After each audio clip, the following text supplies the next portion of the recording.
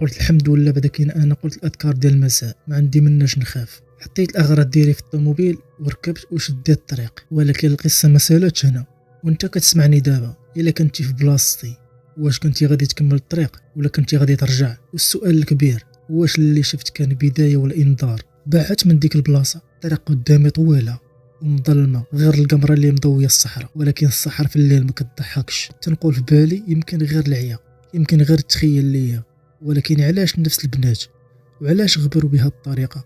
واش الانسان الا عيا العقل ديالو يقدر يتخيل بحال هاد التخيل؟